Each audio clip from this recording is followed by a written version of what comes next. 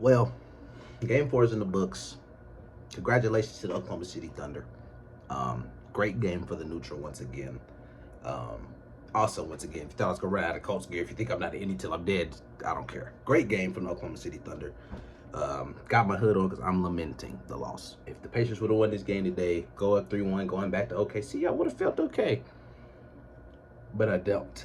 OKC is a scary place to go to, especially when the fans, man. But anyway, let's get right into it. You already know how this go. Watching the game, got my notes. You already know how it go. I just know y'all OKC fans is happy. I'm gonna call it hate mail. I've been getting hate mail on my phone. Hate mail, okay? I just couldn't wait to win. All right. Great game though from Oklahoma City Thunder. All jokes aside, from a non-biased perspective, really enjoyed this game. Really enjoy watching the Thunder play defense. I really enjoy watching J-Dub play basketball tonight. J-Dub's the reason why OKC was in this game. From honestly, I mean, the first half was really all his show. Because we've seen Dagno take out Shea. I think to conserve his energy, they were talking about it a little bit. It kind of makes sense because at the end of, or during game three, towards the end, there was a picture I seen on Twitter, and it was like 3 Thunder players with their hands underneath. They're getting tired. Like the Pacers' pace of play was really catching up to them, and it was wearing down on them. You can honestly really see it in this game as well. But man, OKC is a scrappy, disgusting, nasty, fierce team, man, and they just won't go away ever. Shout out Alex Caruso. Shout out Chet for the way he was attacking the boards. But yeah, let me get into my notes. Quarter one, the Pacers came out with a certain type of energy tonight. I felt they played harder tonight defensively than they played in any game in this series. They really wanted this game, and you can really see it. Said Pacers come out with energy offensively and defensively. They were really playing like fierce. They were smacking the three at the beginning. Gamebridge was going crazy, but OKC, despite the game not going great at the beginning of the game, OKC never flinched. Lou Dort was not letting Halliburton even catch the ball off the screens. He was getting through him, maneuvering through him. He's slithery, man. He's a tough man. I'd hate to get guarded by Lou Dort, man. That Dorsey Chamber stuff is not fake. But one thing, the key thing that I noticed in the first quarter, OKC's way too slow down the game. The only way to slow down a game, a basketball game, when you got a team that's running, is getting to the free throw line. You can't run if I'm sitting here taking my free throws. And that's one way that they kept the game manageable, because J-Dub kept getting to the line. J-Dub shot a good amount of free throws tonight. When I'm pretty sure Shea had, I want to say Shea with 0 free throws at the half. When have we ever heard that? Shea, shout out J-Dub. But as we keep going here, quarter two notes. I said I still am loving OKC's defensive intensity. Specifically Lou Dort, he's making it very difficult for Howard to get a touch, like I said. The big thing that I noticed from this game, J-Dub, I won't talk about him enough. J-Dub went berserk tonight. I said J-Dub is growing up right in front of our eyes. Last season in the playoffs, you could kind of see it was his first time. Like the moment was a little bit too big, but even like his composure, the way he was bringing the ball down the court, the way he was commanding the offense, the way he was getting to the rim, getting to his spot, getting to his midi. I don't know how many times I watched him do a finger roller. They get downhill and then he put it up. I really can't say enough about him. Like I said, the animosity. These teams are starting to really not like each other, which is natural. When you got somebody in the way of what you want, you're not going to be pleased with them. I don't like you because you are in the way of what I want. And you can really start to see that more this game, and I'm loving it. That's what the game is all about. It's the finals, man. It's the playoffs. I'm surprised. The announcers, I think it was Richard Jefferson, he said, surprised it's only the first tech. Like there should have been more. Like, I'm surprised they're not really banging heads more, but I think as we get, next game's going to be really fun. It's going to be a lot of animosity in the air. I'm really excited. Going still into my quarter two notes, I said this was the most intense game of the playoffs so far because this was a must-win game for Oklahoma City. Going down 3-1 is kind of insurmountable, pretty much. You don't really do that. Shout out LeBron James. Go James, excuse me. Hallie finally got to the free throw line. That didn't happen in 3 games. He finally shot his first free throw. And then, once again, J-Dub has 16 points at halftime, getting downhill, attacking at will. He got to what he wanted to do. He didn't allow the Pacers to dictate his pace or level of play. And that was a big deal. Like I said, that's the only reason they won this game is because Jalen Williams. Um, Shea was a minus 12 at halftime with 0 free throws. Very, very untypical for Shea. But I really do think that Shea knew what he was doing. Shea was sitting there, sitting. Shea knew, I don't think, had the gas to run and do every single possession how he usually does, take the ball off the court and be the commander of the offense for all 4 quarters. So he kind of had to take a step back and shout out J-Dub because he was his Robin today. He needed him today because later on, when Shea started getting it going, you look up, I think Shea had, 37 points? He had like 13 in the 4th quarter. Like, what are we talking about? Shea is that man. If you doubt him, you're an idiot. Quarter 3 notes going into this. OKC came out in the zone at the beginning of the 3rd quarter. I thought that was pretty interesting. That means something. That's kind of them like trying to slow the game down in any way that they possibly could. Daigneault really, shout out Mark Daigneault. He's a really good coach. He has those guys prepared. He has those guys playing hard, rebounding, blocking out, attacking the offensive glass. There was too many offensive rebounds. Chet had a couple putbacks. Caruso had a putback. You gotta block out if you're the Pacers. You have to box out, man. That's inexcusable. Chet's the tallest man on the court. You gotta get a body on him. You can't just let him get free reign to the cup. And Pacers really do have to clean that up if they're going to have any chance of winning this next game, like at all. One thing I did notice in quarter 3, the Pacers started to go a little cold from 3 compared to the first half. Because if the Pacers would have made even 2 or 3 of those threes in the 3rd quarter, I don't think OKC would have had a chance to come back in this game. Because they were like on them at that time. OKC was really, it's like the momentum started going in the Pacers' way. Obi Toppin hit back-to-back threes.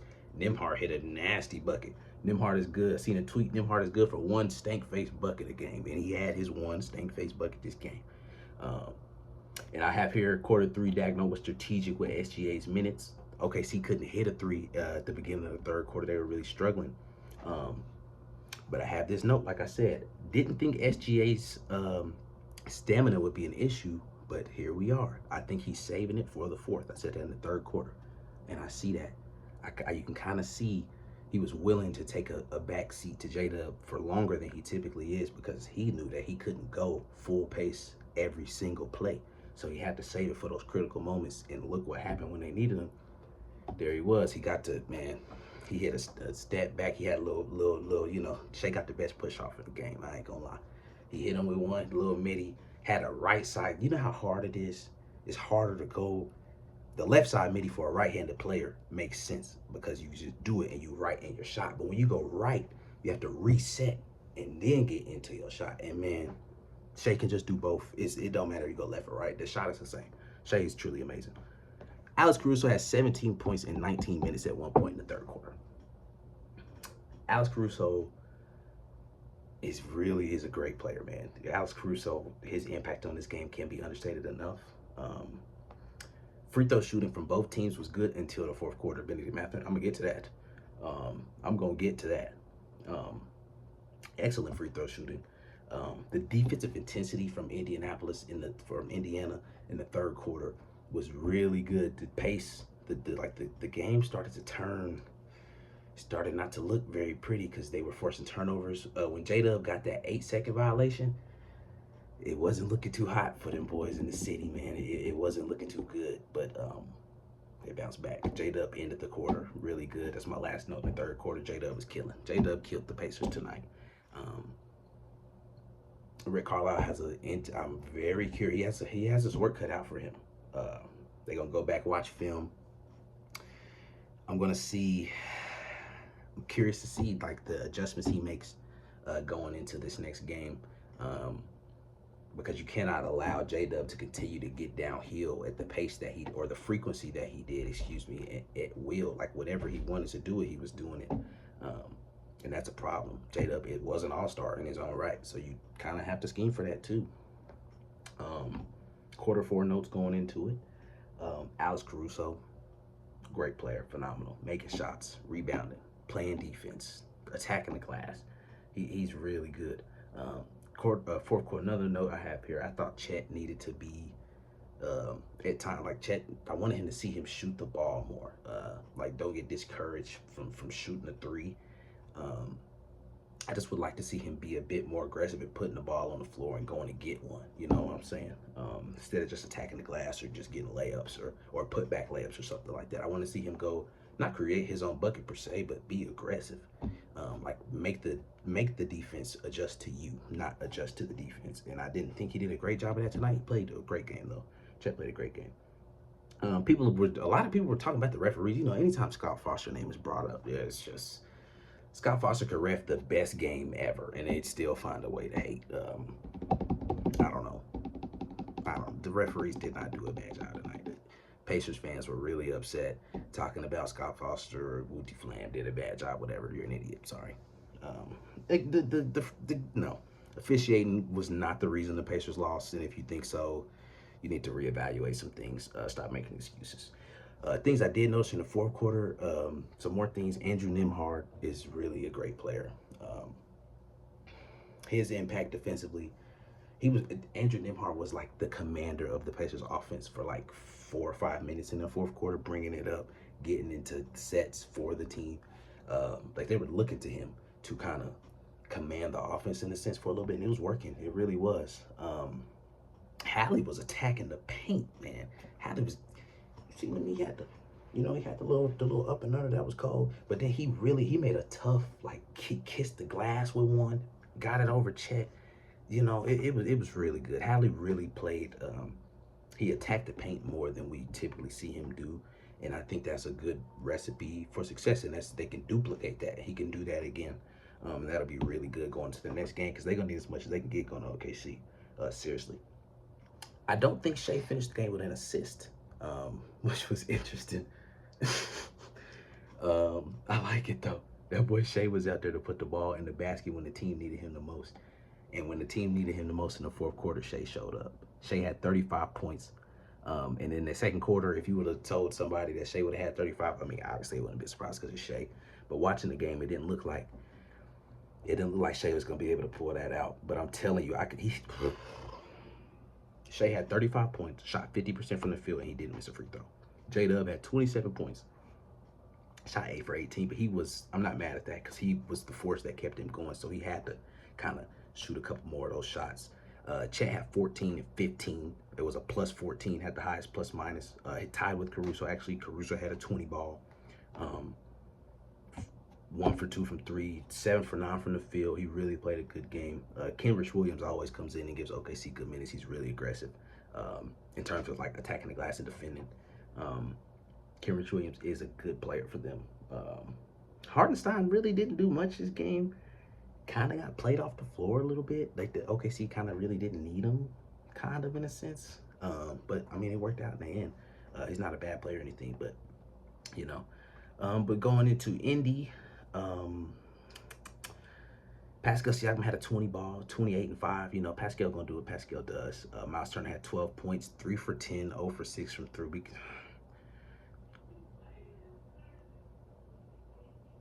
Ew. That has to change. That's disgusting. That's bad. 12 points, 3 for 10. That's not good. That's not good. Only 2 rebounds as well. Like, gotta clean that up if you want a chance to win the next game in any type of way or fashion. Nembhard, only 10 points, but his defensive presence is enough for me. He can have 2 points. I don't care. Throw him on the floor. He's always valuable. He's very good. And then Pacers need Nembhard to have any type of success. Neesmith's presence wasn't felt so much offensively today. Like we typically can see him get hot from 3. He only had 2 threes today, 9 rebounds. Obi Toppin, I thought Obi Toppin was playing really good today. Attacking the paint, put back dunks, making shots.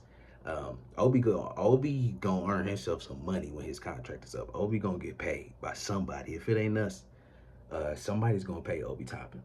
But let's get into the talk of this. Bennedict Mathurin, look, was it 107 or 103?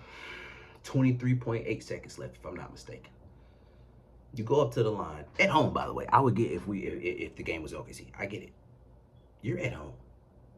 You go up to the line. Clank.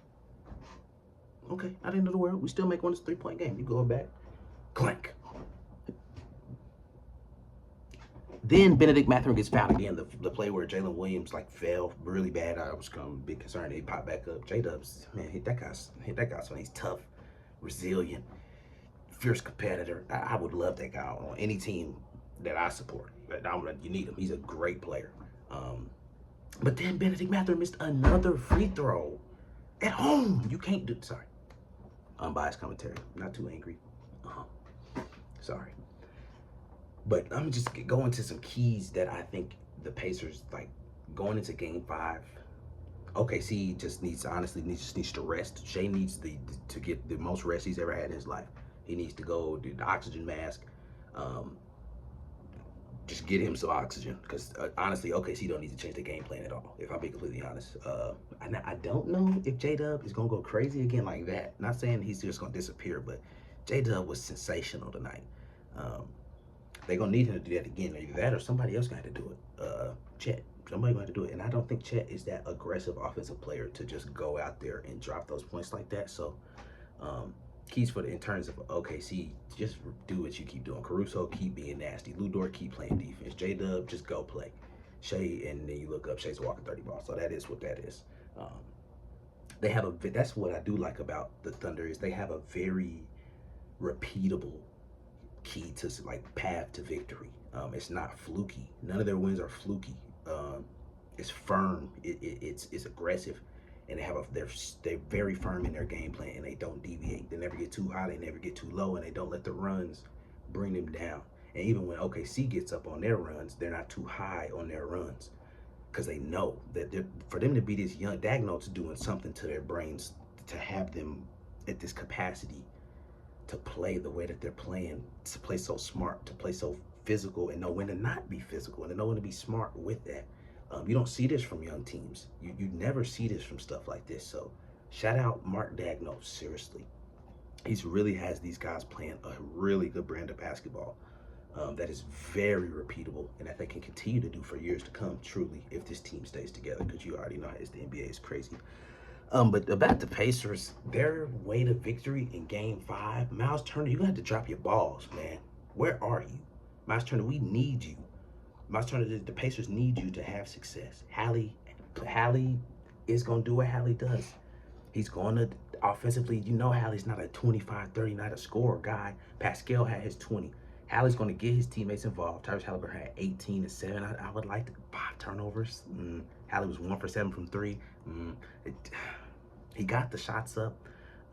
So I just do it again, honestly. If Tyrese plays like that again, cut out a little bit of the turnovers, Miles Turner needs more than 12 points. Benedict Mathurin had 8. Had 27, then he goes to 8. Benedict Mathurin, I know you're a second-year player, but you got to step up. We need somebody else to put the ball in the basket, and I want it to be Miles Turner. You're what, 7-year vet? 10-year vet? And you're dropping 3 for 10, 0 for 6 from 3 in the playoffs. The Pacers need you. You've been in trade rumors your whole career, and they need you to step up, and you aren't there. You're not attacking, you're not rebounding. You only had 2 rebounds, and you're 0 for 6 from 3 since you want to shoot so bad. Like, they need you. If you're not going to make threes, we need you to attack the rim and get some. Go bang on somebody or something. Set the tone. They need you. Miles Turner, you're the longest tenured Pacer they got. If I'm not mistaken, I could be wrong. But that's what the Pacers are going to have to do to win. Miles Turner, where are you at? How bad do you want it? How bad do you want it? If you can't go score on Isaiah Hartenstein, I don't think you'll ever be that guy. Not saying Hartenstein's a bad player, but you should be able to get some off on him, bro. Like, that's just what I think in terms of Game 4. And once again, closing, truly phenomenal game from the Oklahoma City Thunder. They really played good. Daigneault's game plan is really good. I really loved how he managed Shai, his minutes and his usage tonight. And even when Shai wasn't being aggressive on offense, he was still playing defense. He blocked a shot on, I think it was Obi Toppin or Nembhard. He blocked a 3. He's still just playing really good. SGA is the MVP of the NBA for a reason, and he showed you. And if they win the finals, he only finals MVP, and it'd be a joyous occasion because the better team will win, honestly. No, there's no BS. There's no funny business. There's none of this. The better team will win. And tonight, the Oklahoma City Thunder were better than the Pacers in, I think, every aspect of the game. Maybe except for three-point shooting. Maybe. But yeah, that's pretty much it for this one. Sad day for Indianapolis, for Indiana. But they lost and they deserve to lose. Gotta play better if you want to win. It's the NBA Finals. They're not gonna lay over for you. I seen was in a moment in the third quarter, a couple minutes left in the third. Tyrese was like celebrating. He was like doing something, and I didn't like it. Why don't you sit down and focus? Because the job ain't finished. You're a little too happy right now. Sit down. What are you smiling for? You smile when the clock hits zeros. But yeah, should be a gut check and a punch to your face and your nose, because that's what happened. J-Dub went out there and punched them in their nose tonight and said, y'all think it's all about two, you have to worry about me. And the Pacers had to worry about him, and they clearly weren't worried enough, because he just kept getting to the lane, left and right, just over and over and over and over and over and over. Middies, free throws, getting them, like. But yeah, that's gonna wrap it up for this. Once again, I really appreciate y'all for showing support in these videos. I really do enjoy sitting down and recording these. I love being able to watch the game and being able to like take notes, and just it helps me. I love the game. I love this game, and it just gives me an opportunity to express my love for the game in a way that I never get to. And so I don't think I'm gonna ever play. I'll be 55 doing this. I ain't lying. I really enjoyed this, and just please, if you could, like, comment, subscribe, share the video. I know y'all Thunder fans is happy, and y'all deserve to be, because y'all was nervous before this game, as you should be, down 2-1. You should be nervous. But OKC does not typically lose back-to-back games, and they showed us that tonight. First loss in Gainbridge with Caitlin Clark there in the playoffs is too as well, by the way. But yeah, so all the superstitions, all that dumb stuff, I don't believe in that. I believe in Christ. I don't need superstitions. Are broken, dispelled. It's not real. But we'll see how Game 5 goes. Excuse me. Back to Oklahoma City. Pacers fans. I'm not saying I'm gonna say it. I'm nervous. I'm scared. Because if we win this game, I guess we come back. But I don't know. We'll see. Great game from Oklahoma City Thunder. Great game plan from Dagnall. Great managing of SGA. Great buckets from J-Dub. Great minutes from Chet, even though offensively he wasn't that aggressive, but he does the little things. He rebounds aggressively, and no matter what, you're still that big, and you put your hands up in the paint when somebody attacks you, it's hard to score, or harder to score. But yeah, great game for the neutral. Like I said, it was fun. It was a fun game, and I really enjoyed watching it. We'll see how Game 5 goes in Oklahoma City, in Loud City. It's going to be rocking in Oklahoma City. I know it is. So we'll see how they bounce back. Hopefully the Pacers can still one back like we did in Game 1. But yeah, that's all I got for y'all. I appreciate y'all if you made it this far. Really, thank you. I really do. And I will see y'all on Monday night.